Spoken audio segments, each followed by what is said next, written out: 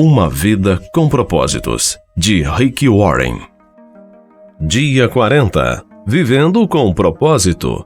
Muitos são os planos no coração do homem, mas o que prevalece é o propósito do Senhor. Provérbios capítulo 19, versículo 21. Davi serviu aos propósitos de Deus em sua geração. Atos capítulo 13, versículo 36. Viver com propósito é a única maneira de viver de verdade. O restante é apenas existir. A maioria das pessoas luta com as 3 questões básicas da vida. A primeira é a identidade. Quem sou eu? A segunda é a importância. Tenho algum valor? A terceira é o impacto. Qual o meu lugar na vida?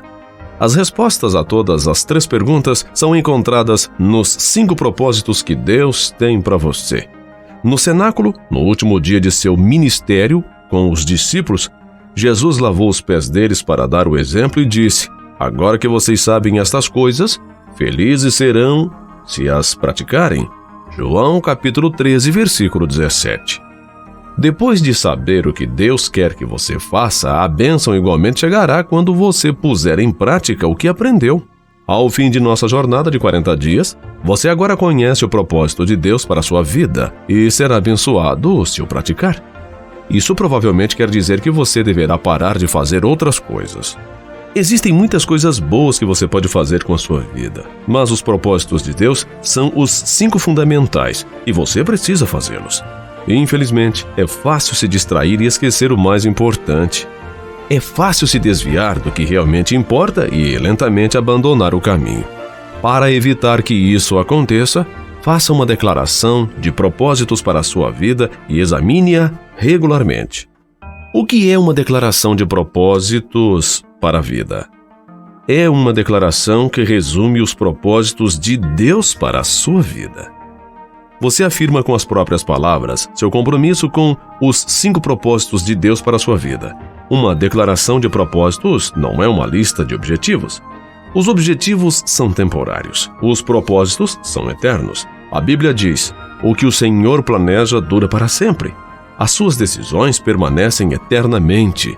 Salmos capítulo 33, versículo 11. É uma declaração que aponta o rumo de sua vida. Colocar seus propósitos no papel vai forçá-lo a pensar especificamente no caminho que a sua vida deve seguir. A Bíblia diz: "Saiba para onde você está indo e estará em terreno firme." Provérbios capítulo 4, versículo 26. A declaração de propósitos para a vida não apenas especifica o que você pretende fazer com o tempo, a vida e o dinheiro, como também sugere o que você não irá fazer. Quem tem juízo procura sabedoria, mas o tolo não sabe o que quer. Provérbios, capítulo 17, versículo 24. É uma declaração que define o que é sucesso para você. Ela afirma o que você, no mundo, acredita ser importante. Ela esclarece seus valores. Paulo disse aos crentes de Filipos: "Quero que vocês compreendam o que realmente importa." Filipenses, capítulo 1, versículo 10. É uma declaração que esclarece o papel que você irá desempenhar. Você terá diferentes funções em diferentes etapas na vida, mas seus propósitos jamais serão alterados. Eles são maiores que qualquer função que você possa ter. É uma declaração que expressa a sua forma. Ela reflete a maneira singular na qual Deus o criou para que você o sirva. Leve o tempo que for necessário para escrever sua declaração de propósitos. Não tente completá-la em uma só vez e não adianta tentar atingir a perfeição no primeiro rascunho. Apenas anote rapidamente os pensamentos conforme lhe ocorrem. É sempre mais fácil editar que criar. Apresento a seguir 5 questões que devem ser consideradas na fase de preparação. As 5 grandes questões da vida. O que será o centro de minha vida? Essa é a questão da adoração. Para quem você viverá? Em torno de que você construirá sua vida? Você pode edificar a sua vida em torno da carreira, da família, de um esporte ou de um passatempo, do dinheiro, da diversão ou de muitas outras atividades. Todas essas coisas são boas, mas não fazem parte do que é principal na vida. Nenhuma delas é suficientemente forte para mantê-lo a salvo quando a vida começar a desmoronar. Você precisa de um centro inabalável. O rei Asa ordenou ao povo de Judá que buscassem ao Eterno, segundo a Crônicas, capítulo 14, versículo 4. Na verdade, o que quer que esteja no centro de nossa vida, isso será o nosso Deus. Quando você entregou a vida a Cristo, Ele veio para o centro dela. Mas você precisa mantê-lo lá, por meio da adoração. Paulo diz: oro para que Cristo se torne mais e mais presente no coração de vocês. Efésios capítulo 3, versículo 17.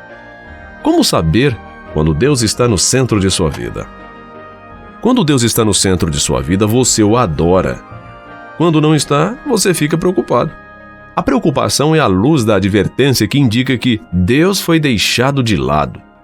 Você voltará a ter paz no instante em que o puser de volta no centro. A Bíblia diz: a compreensão da integridade de Deus, que só contribui para o bem, virá e os acalmará. É maravilhoso o que acontece quando Cristo retira a preocupação do centro da vida humana. Filipenses capítulo 4, versículo 7. Quando será a marca distintiva de minha vida? Essa é a questão do discipulado. Que tipo de pessoa você será? Deus está muito mais interessado em quem você é do que no que faz. Lembre-se, você levará seu caráter para a eternidade, mas não sua carreira. Faça uma lista das características que você quer trabalhar e desenvolver em sua vida. Você deve começar com o fruto do Espírito Santo. Gálatas, capítulo 5, versículos 22 e 23. Ou com as bem-aventuranças, Mateus, capítulo 5, versículos 3 ao 12.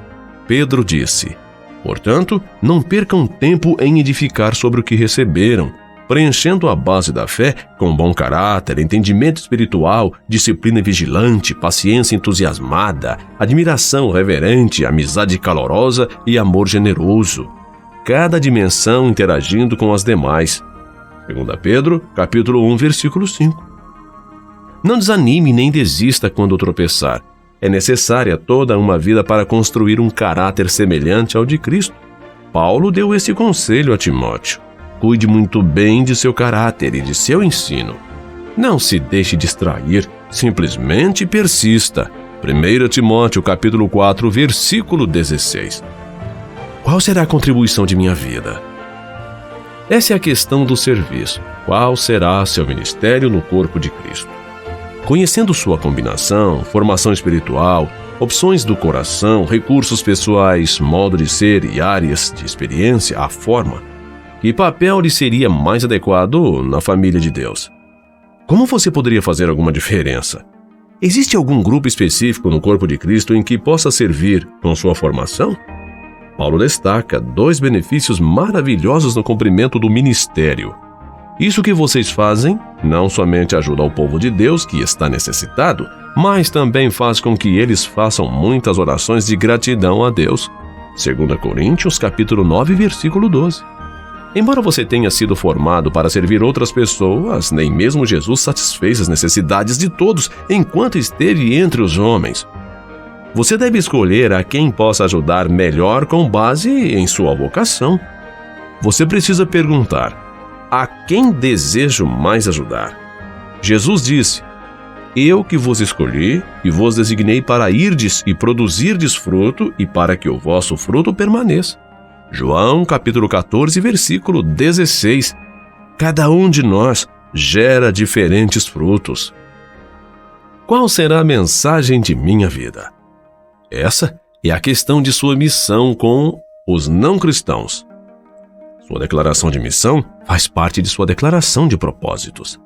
Ela deve incluir o compromisso de compartilhar o seu testemunho e as boas novas com as outras pessoas.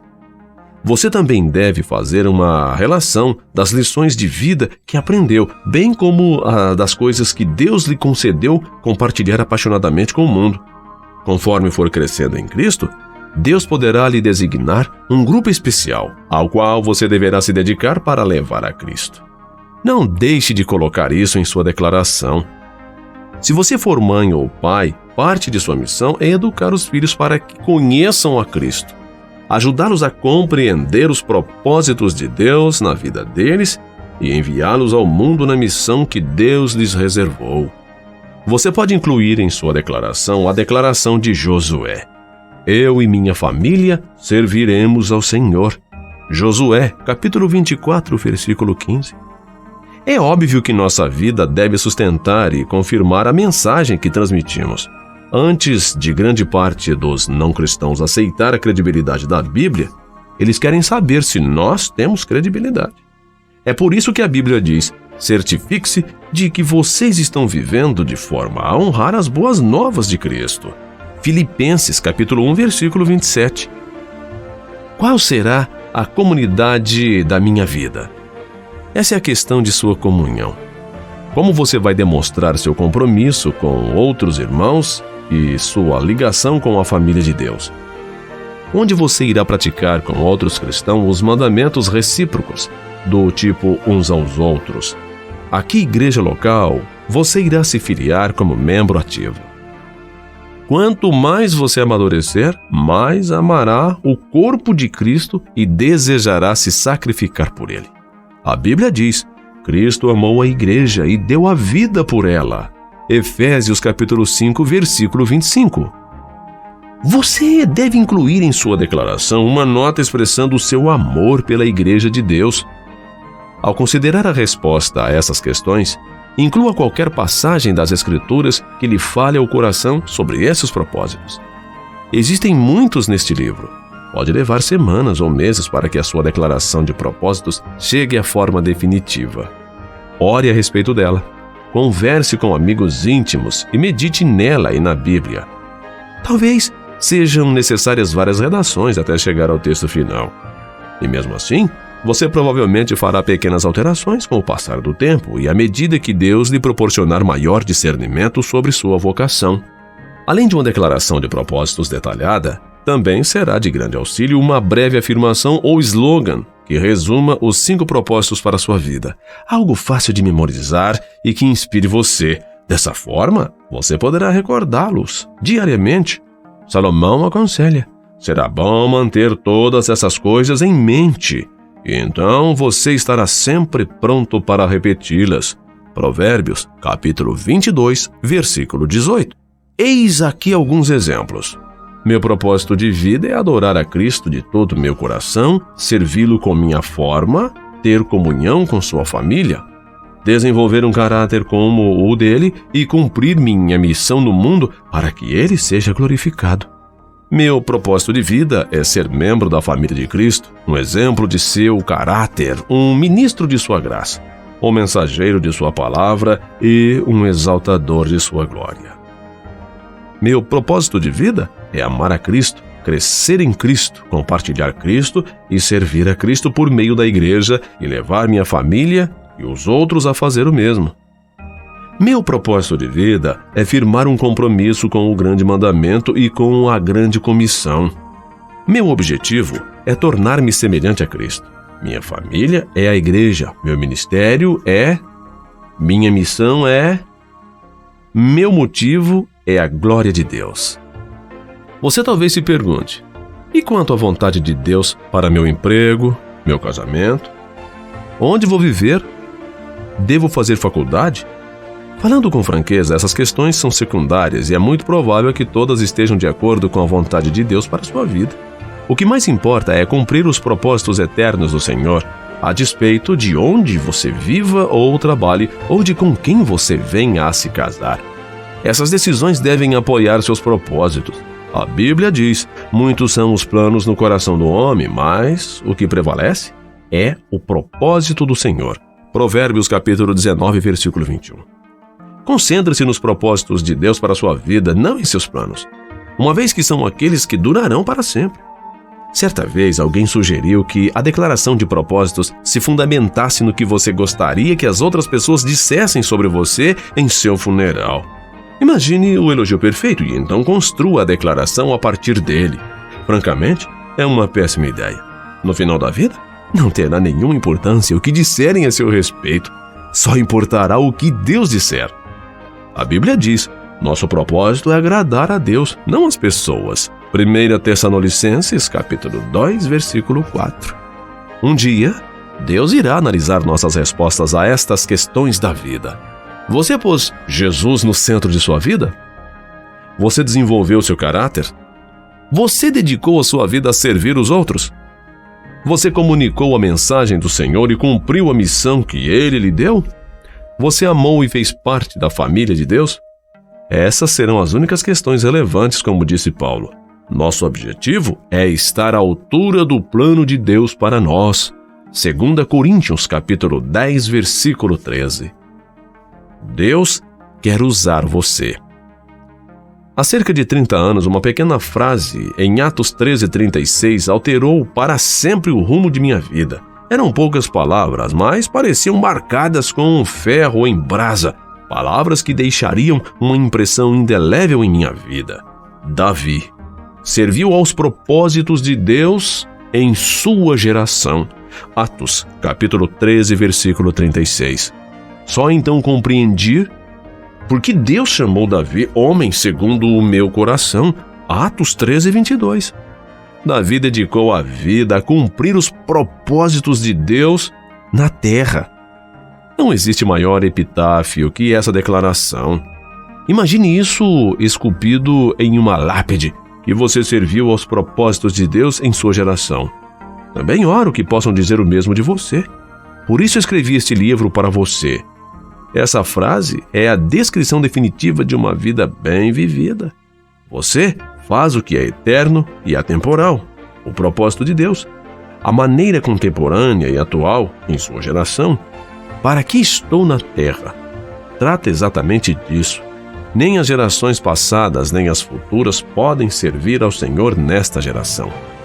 Somente nós podemos. Assim como Esther, Deus o criou para um momento como este.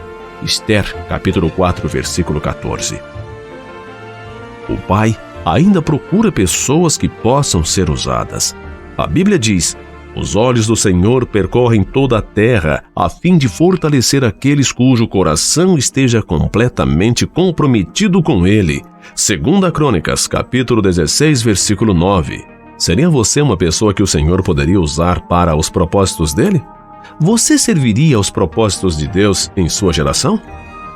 Paulo teve uma vida dirigida por propósitos. Ele disse: corro direto para o alvo, com um propósito a cada passo. 1 Coríntios, capítulo 9, versículo 26. Seu único motivo para viver era cumprir os propósitos que Deus tinha para ele. E ele disse: porque para mim o viver é Cristo e o morrer é lucro. Filipenses, capítulo 1, versículo 21. Paulo não tinha medo de viver nem de morrer. De um modo ou de outro, ele iria cumprir os propósitos de Deus. Ele não podia perder. Um dia a história será encerrada, mas a eternidade seguirá para sempre.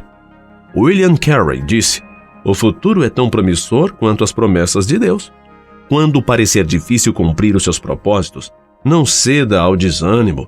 Lembre-se de sua recompensa que durará para sempre. A Bíblia diz: pois os nossos sofrimentos leves e momentâneos estão produzindo para nós uma glória eterna e que pesa mais do que todos eles. 2 Coríntios, capítulo 4, versículo 17. Imagine como será neste dia quando todos apresentarmos nossa vida perante ao trono de Deus, louvando a Cristo com profunda gratidão. Juntos diremos: digno, ó Senhor, sim, nosso Deus, receba a glória, a honra, o poder. Tu criaste todas as coisas, tudo foi criado por tua vontade. Apocalipse 4, versículo 11. Nós o louvaremos por seus planos e viveremos para seus propósitos eternamente. Dia 40. Pensando sobre meu propósito de vida. Tema para a reflexão: viver com propósitos é a única maneira de viver de verdade. Versículo para memorizar.